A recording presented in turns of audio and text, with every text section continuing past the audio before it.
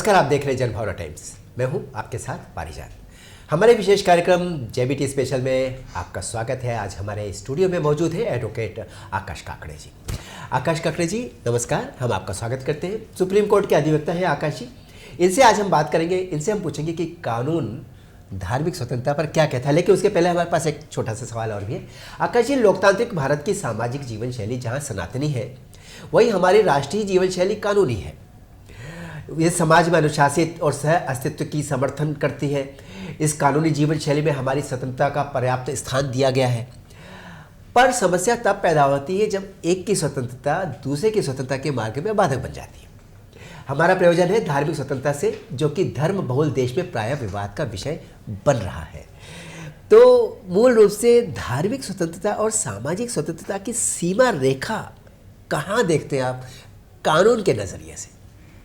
देखिए जी, कानून के नज़रिए से अगर आप देखें जी, तो धर्म जी, और समाज जी, दोनों भिन्न हैं। जी, आप जब तक यूनिफॉर्म सिविल कोड की बात नहीं करेंगे तब तक ये भिन्न रहेंगे। जी। अच्छा अच्छा अच्छा। और जब आप धार्मिक स्वतंत्रता की बात देखेंगे तो that is your constitutional right. Okay. और आप अगर सामाजिक स्वतंत्रता की बात देखेंगे तो वो भी आपके कॉन्स्टिट्यूशन ने प्रोटेक्ट किए हुए राइट्स में से हैं। ठीक है। क्योंकि अगर आप जो संविधान का प्रियम्बल है ठीक वो है। अगर देखेंगे ठीक है। तो उसमें आपको दिया हुआ है कि we the people of India, तो हम अपने आप को वो दे चुके हैं संविधान के हिसाब से। तो उसमें बाइफर्केशन जो है वो लॉ में प्रैक्टिस में आएगा, लॉ में रेगुलर कोर्स में आपको नहीं नज़र आएगा। अच्छा अच्छा अच्छा अच्छा। तो जैसे हर किसी को अपना धर्म प्रोफेस करने का संविधान ने प्रावधान बनाया है और वो हमने अपने आप को दिया है कि हाँ, आप अपने तरीके से अपना धर्म प्रोफेस कर सकते हैं, मैं मेरे तरीके से अपना धर्म प्रोफेस कर सकता हूँ। वो प्रोफेशन आपका जो भी है, आप जिस किसी को भी माने, वो आपको तब तक लाजमी है जब तक आप उससे किसी और को तकलीफ ना पहुँचाएं। ये है असली बात, वो असली बात है। आप उसमें अगर तकलीफ किसी को पहुँचा रहे हैं तो फिर उसके लिए अलग प्रावधान है। फिर आपकी जो आईपीसी है, दंड धाराएं, वो सारी उसमें फिर खेल में आती हैं। पर इसमें प्राइमरी चीज़ है कि अगर आप इन्हें, जैसे गांधी जी ने कहा था कि an eye for an eye will end up making the world blind. Of course. तो जब तक आप किसी को अपने धर्म की लाठी से नहीं पोक करेंगे, अगला भी खुश रहेगा, आप भी खुश रहेंगे। जी जी जी। और हमारा हिंदू धर्म, जैसे आपने कहा कि सनातन, तो जो जिसका भूत नहीं भविष्य नहीं और जो अखंड है और हमेशा से चलता आ रहा है, अनंत काल से चलता आ रहा है, तो वैसा हमारा हिंदू धर्म जो सबको समावेश करता है, जो पूरे विश्व के धर्म को यहाँ पे हमने संभाला है, सर्वधर्म संभाव। और ऐसे ही नहीं, यानी आप देश के किसी भी कोने में जाइए तो आपको वहाँ दिखेगा कि वहाँ के राजा या वहाँ की हिस्ट्री आप देखेंगे तो हर हिस्टोरिकली अगर देखें हमारे देश की, तो बाहर से आए हुए लोग रहे या कोई भी रहे, तो एशिया में अगर पहली मस्जिद कहीं बनी तो केरला में, और एशिया में पहला चर्च कहीं बना तो वो भी केरला में। अरे वाह, क्या बात है। तो ये दोनों चीज़ें इंडिया में हुई। जी जी। जबकि Kerala at that time was ruled by a Hindu king, ओहो, with all Hindu population. But बाहर से आने वाले लोगों को प्रेयर की दिक्कत नहीं होनी चाहिए, तो वो सर्वसमावेशक देश हमारा है। क्या बात है। उस देश के हम वासी हैं और उसी देश पे हमें गर्व होना चाहिए। जब आप जैसा अधिवक्ता ये बात बताता है, मुझे लगता है आम जनों के लिए बहुत प्रभावित करने वाला तथ्य है ये जो आपने बताया। आनो भद्रा कृतो यंतो विश्वतः है, जो भारत कहता है और उसको व्यवहार रूप में अनुसरण भी करता है। दुनिया के सब सुंदर विचार, दुनिया के सारी सुंदर चीज़ें का हम स्वागत करते हैं। इसी से दुनिया के सब धर्मों के लोगों का भी हमने स्वागत किया, जो आपने बताया। पहली वहाँ पर मस्जिद बनी केरला में और पहली वहाँ पर वो चर्च भी बनी। तो अब ऐसे में इस प्यारे से देश में जैसे सारे धर्मों को मिलकर चलने की हमारी संस्कृति में ही सीख दी गई है, उसमें ये विवाद कहाँ से पैदा हो रहे हैं? आपको मतलब कारण आप एक अधिवक्ता के तौर पर क्या देखते हैं? जब आप अखबार पढ़ते हैं या टीवी में देखते हैं, आपके मन में क्या आता है? मैं समझ रहा हूँ आपका कल है उस सेडिशन वाले मामले। जी बिल्कुल, उसी मामले पर। तो मैं चाहूँगा कि उस पर भी आप थोड़ा विचार प्रकाश डालें। जो सेडिशन या राष्ट्रद्रोह या राजद्रोह, जो भी इन्हें आजकल उसके मायने बनाते हैं, तो हमको पहले एक ज़रूरत है समझ लें कि हम राष्ट्रद्रोह, राजद्रोह या सेडिशन क्या है। जी जी। तो थॉमस मकॉले हैं जिन्होंने हमारा इंडियन पीनल कोड बनाया था। ठीक है। तो 1837 में उन्होंने पीनल कोड हमारा बनाया। ठीक है। जी। और उसको 1860 तक लाया नहीं गया। जो ओरिजिनल ड्राफ्ट था अच्छा। उसमें सेडिशन था, अच्छा पर जब उसे एनेक्ट किया गया उसमें से सेडिशन हटा दिया गया, जी। क्योंकि ब्रिटिशर्स को लगा कि इस चीज़ की यहाँ ज़रूरत नहीं है।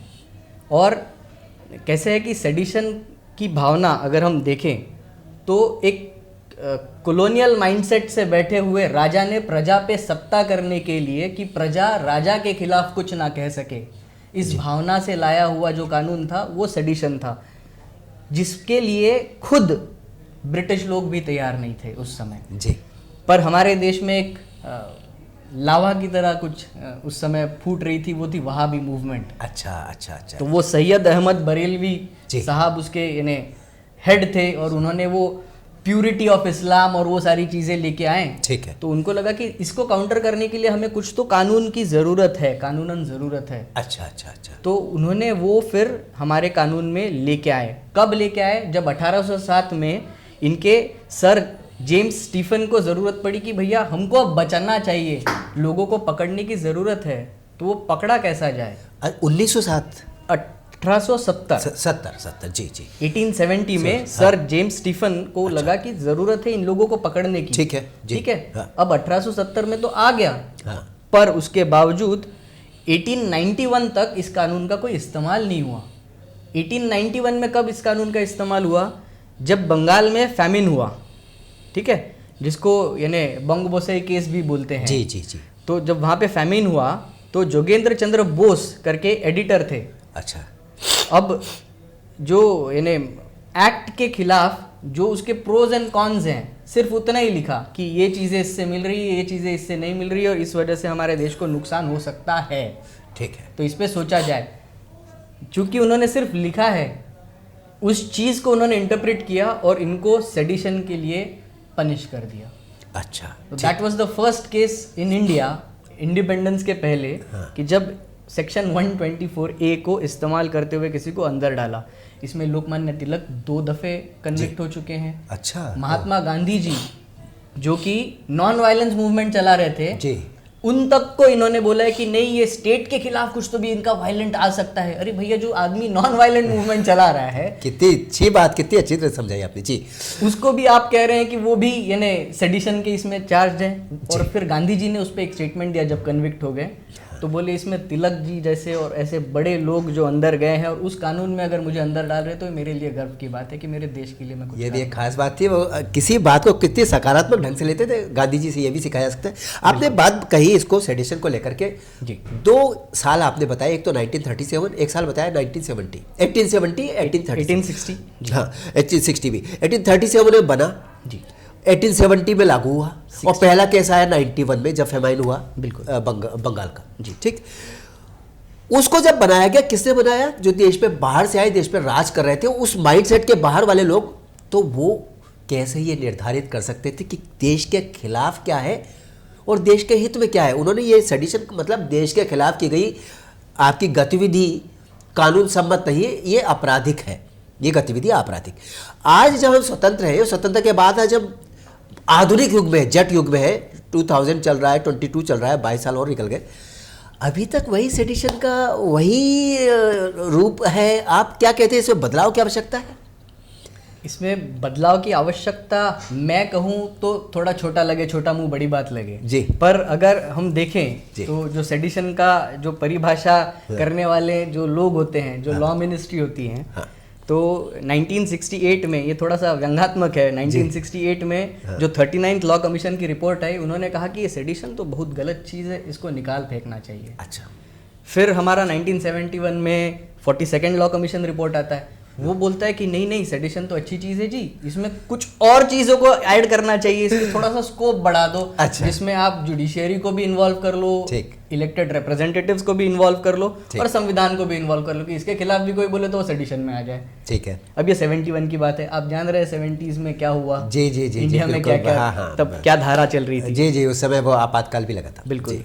तो अगस्त 2018 में आते हैं उसके बाद, तो हमारा लॉ कमीशन फिर से इस चीज़ पे बोला। अच्छा। अगस्त 2018 में उन्होंने एक लेटर इशू किया कि अब समय आ गया है कि हमने इस पे फिर से विचार करना चाहिए और शायद इस एक्ट को हमने स्क्रैप कर देना चाहिए। तीसरी बार जो आया वो और ज़्यादा कंफ्यूजिंग था। हमारा जो लॉ बनाने वाला मैकेनिज्म है वो खुद कंफ्यूज्ड सा लगता है। हाँ जी, और जी। इसी को लेते हुए अभी रिसेंटली रिटायर हुए हमारे सुप्रीम कोर्ट के जज रोहिंटन फाली नारीमन साहब। अच्छा अच्छा। तो ऑनरेबल जस्टिस ने बैठते हुए जो निर्णय दिए वो तो स्टेलर थे ही, पर रिटायर होने के बाद भी उन्होंने कहा और पूरी प्रखरता से कहा कि ये कानून जाना चाहिए, क्योंकि इससे आप फोकस किस पे कर रहे हैं। अभी आप देखें तो 2021 में यानी पिछले साल कम से कम 15 से 20 मामले सुप्रीम कोर्ट में आए सेडिशन के, जिसमें से मैक्सिमम मामले पत्रकारों के खिलाफ थे। ओह, क्या बात है। अब आप पत्रकारिता ही अगर उनका मुंह बंद कर देंगे तो आपका संविधान बचेगा, या यानी जो चौथा स्तंभ है उसी का मुंह अगर बंद रहेगा तो फिर कुछ बचेगा। जी जी, मैं आपकी बात से सहमत हूँ, मैं भी पत्रकार हूँ, पर मैं ये कहूँगा कि अगर कोई पत्रकार, ऑफ कोर्स उसकी पहचान पत्रकार की है, लेकिन उसकी गतिविधियाँ राष्ट्र के हित के विपरीत है, तो क्या आप इसको कह सकते हैं कि चौथा स्तंभ, ये चौथा स्तंभ नहीं है, ये वो इंडिविजुअल है, he might not be representing the particular field या the fraternity. So how would you define that, how would you see that, आप क्या उस पर कहना चाहिए, क्या टिप्पणी होगी एक अधिवक्ता के तौर पर आपकी? कैसे है कि आप जब संवैधानिक नज़र से ये सारी चीज़ों को देखें जी, तो every right comes with bundle of duties. क्या बात है, बहुत अच्छा। जी जी जी। तो आपको अगर कुछ अधिकार दिया हुआ है संविधान ने, कर्तव्य तो भी। उसके साथ आपके कर्तव्य भी हैं, बहुत आपको वो उस दायरे में रह के ही करना पड़ेगा। जी जी जी। जैसे हमारे संविधान में एक पार्ट है जिसको directive principles of state policy बोलते हैं, जी, कि जिसमें हमारी गवर्नमेंट कहती है कि हम इस तरीके से हमारे स्टेट को चलाएंगे, ठीक है। हम इस तरीके से हमारे स्टेट को गवर्न करेंगे, हमारी जनता को ये चीज़ें देंगे, ये जी। नहीं देंगे, ये करने के, यानी एक पॉजिटिविटी से भरा हुआ वो पार्ट है। बिल्कुल बिल्कुल। जी जी। पर हाँ। वो पार्ट को एनफोर्स करने की ताकत सुप्रीम कोर्ट तक में नहीं है।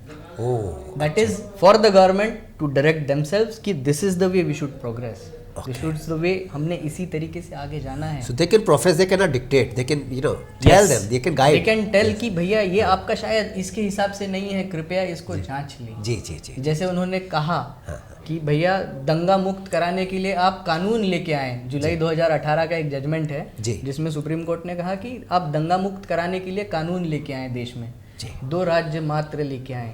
अच्छा। हमारे पूरे देश के 28 राज्यों में से सिर्फ 2 राज्यों में वो था कि हम लेके आए वो कानून जिससे दंगा मुक्त हो सके। मतलब आपने जो अभी बात कही वो आपने उदाहरण भी उसका दिया कि वो कह सकता है, कराने का काम, एग्जीक्यूशन का काम उसका नहीं है। देख, he can, supreme court I mean can guide people and governments. नहीं, वो डायरेक्ट कर सकता है कुछ चीज़ों, डायरेक्ट भी कर सकते हैं कुछ चीज़ों, कोई लिमिटेशन है उसकी?